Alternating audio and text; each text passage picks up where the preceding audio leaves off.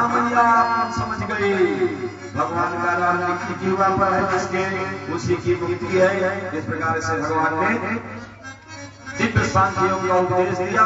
भगवान कपिल अपने आसन से उठ करके चले गए गंगा सागर। बोलो कपिल भगवान की जय। आज भी गंगा सागर में कपिल भगवान का दर्शन होता है और मैया देवी का शरीर ब्रह्मत्व में परिवर्तित हो गया, द्रवीभूत होकर के बह गया ब्रह्म नदी के रूप में। तृतीय स्कंद को विश्राम मिला। तृतीय स्कंद का दिव्य पुरुष परमात्मा के चरणों में समर्पित करके आइए चतुर्थ स्कंद के संक्षेप में सती चरित्र श्रवण करते हैं। ध्रुव चरित्र श्रवण करेंगे, उसके बाद पंचम छठा स्कंद, फिर प्रहलाद चरित्र चल के आगे बढ़ते रहेंगे। थोड़ा धैर्य बनाइए भाई, आज तो विलंब होगा। बोलो सच्चिदानंद भगवान की। विदुर और मैत्रेय ऋषि का संवाद चल रहा है। ये चतुर्थ स्कंद पर चलेगा प्यारे सज्जनों। विदुर और मैत्रेय ऋषि के संवाद के माध्यम से हम लोग कथा सुन रहे हैं। विदुर जी ने प्रश्न किया, बोले प्रभु हमने सुना था कि प्रसूति का विवाह दक्ष प्रजापति के साथ हुआ है। मनपुत्री प्रसूति, प्रसूति का विवाह दक्ष प्रजापति के साथ हुआ। लेकिन मैंने ये भी सुना था कि एक बार दक्ष ने भगवान भोलेनाथ का बड़ा अपमान किया।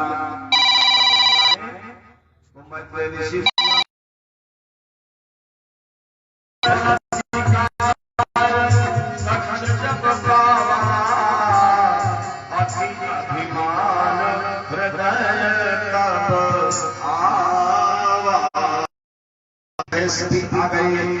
दक्ष प्रजापति कार्कस माइक लेकर के हाथ में मंच पर चढ़ गए और चारों तरफ देखने लगे कि कौन कौन लोग मेरे स्वागत में आए हैं। जब इधर देखा तो देवताओं की सभा है। सुस्वागतम सुस्वागतम, welcome welcome my dear guest, बैठो। सब हाथ उठाए और बैठ गए। इधर देखा बोले एक छोटी सभा है, इधर गंधर्वों की सभा है और इधर ये कौन बैठे हैं? 3 लोग और शिल्पा वाला और 4 वाला कौन है? अच्छा हमारे पिताजी। ठीक ठीक ठीक, ब्रह्मा पिता है दक्ष के। पिता जी बैठे रहे, कोई बात नहीं है। मैं पिता को प्रणाम करता हूँ मन ही मन। आगे कौन बैठा है? परमाला धारण किए मुस्कुराता हुआ नीलवर्ण में। बोले हमारे ये बाबा जी हैं। बाबा जी को प्रणाम। इधर कर बैठा है भस्मी लगाए, सरदार गले में डाले, जटा जूड़धारी। किसी ने कहा कि आप दामाद जी हैं। सती बेटी है ना दक्ष की, दामाद है और मुझे देखकर हंस रहे हैं, प्रणाम क्यों नहीं कर रहे हैं? दामाद बेटे के बराबर होता है। बस इतने में दक्ष को क्रोध आ गया और उन्होंने भगवान शिव को मंच से ही काटा साथ में लिए हुए चिल्लाना शुरू कर दिया। अयम तु लोकपालानां यशोधनो निरपत्रपः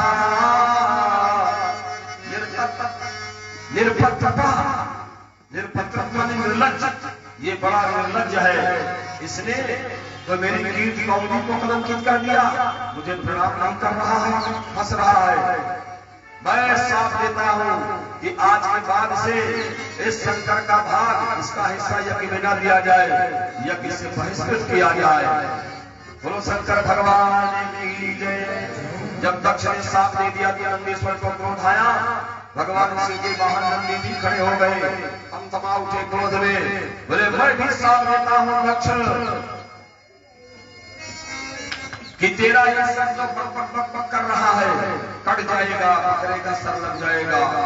और इतने में दक्ष के आचार्य हैं भृगु ऋषि, आचार्य जी खड़े हो गए। बोले मैं भी साथ देता हूँ कि भगवान शिव के जितने गण हैं सब पाखंडी हो जाएंगे। नंदी ने कहा कि मैं भी साथ देता हूँ, सुन लो, जितने ब्राह्मण हैं सब श्रीहीन हो जाएंगे। अरे भैया ये साफ समारोह में स्वागत समारोह साफ समारोह में बदल रहा है। भगवान भोलेनाथ ने गणों को शांत किया। बोले चलो मेरे साथ हटो यहाँ से, जो हो रहा है होने दो। भगवान अपने गणों को लेकर के कैलाश चले जाते हैं सज्जनों। और दक्ष भगवान शिव को और अपमानित करने के लिए कथा प्रसिद्ध है जो माही कंकल तीर्थ हरिद्वार में बहुत बड़ी यज्ञ का आयोजन करता है और उस यज्ञ में सारे देवताओं का निमंत्रण होता है। भगवान शिव को न्योता नहीं देता। आहा देवता लोग अपना विमान लेकर के भगवान शिव के निवास स्थान के ऊपर से जा रहे हैं। कैलाश के ऊपर से विमान की खिड़की खोलकर इंद्राणी ने कहा, हरि प्रजापते बहना चली जा, अपने पति के पास उनसे कह दे कि आपके ससुर जी यज्ञ कर रहे हैं, सब लोग चलो, हम लोग वहीं जा रहे हैं। बोले मेरा देवता तो नहीं आया। सती मैया ने कहा नहीं, पत्रवाहक चिट्ठी लाने वाला कहीं भटक मत गया होगा, जंगली रास्ता है, आता ही होगा। चलो हम भोलेनाथ के पास चलते हैं, उनको तैयार करते हैं, हम भी जाएंगे पिता के यज्ञ में। सती मैया जाती है और भगवान शिव को प्रणाम करके बोलती है, प्रजापति स्वधुरस्य सांप्रतम निर्यापितो यज्ञ महोत्सवः अखिल। भगवान ने कहा मैं सब जानता हूँ, मेरे ससुर जी यज्ञ कर रहे हैं। बोले वहां चलना चाहिए हम लोगों को। शिव जी ने कहा हाँ चलना तो चाहिए, इसलिए कि तुम्हारी बहनें वहां आई होंगी, तुम्हारे जीजा जी भी सब आए होंगे, उनसे मिलन होगा। बोले हाँ प्रभु आप तो समझ गए। भगवान भोलेनाथ ने कहा कि देवी आपने ठीक ही कहा, अनाहुता भी हम बंधुसु, अपने भाई के यहाँ पिता के यहाँ बिना बुलाए नहीं जाना चाहिए, लेकिन मैं नहीं जाऊंगा। बोले क्यों नहीं जाऊंगा भोलेनाथ? बोले आवत ही हर से नहीं, अरे नहीं सने तुलसी कहा न जाइए, चन बरस तुलसी कहा न जाइए, चन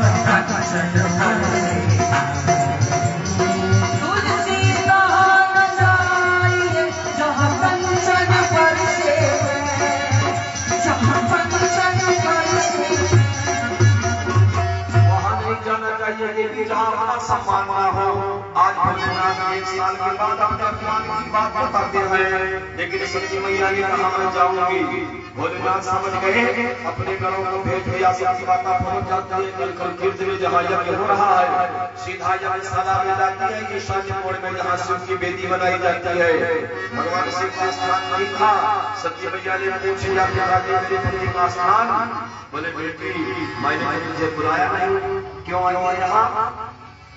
सागर भरेगी मिलिए कमाता, सागर भरेगी मिलिए कमाता, भगिनी मिली बहुत मुस्काता, भगिनी मिली बहुत मुस्काता।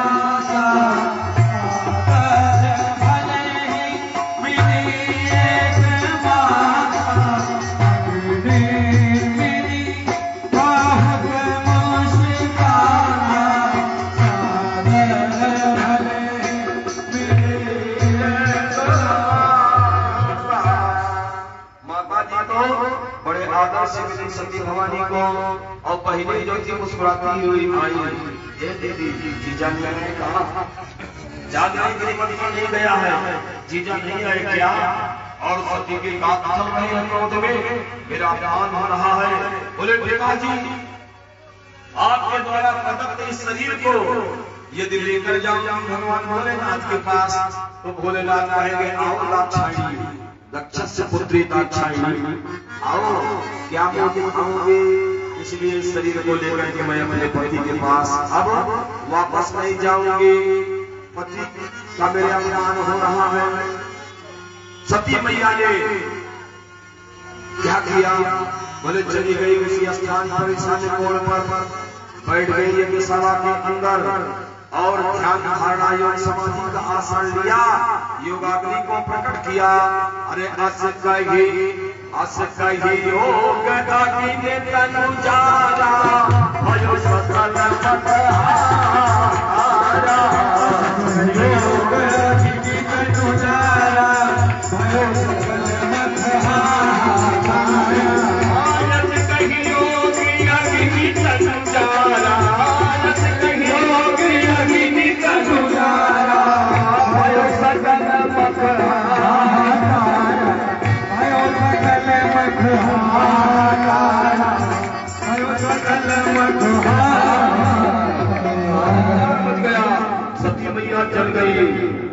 रुद्र के गण जो साथ में गए थे बात करने लगे।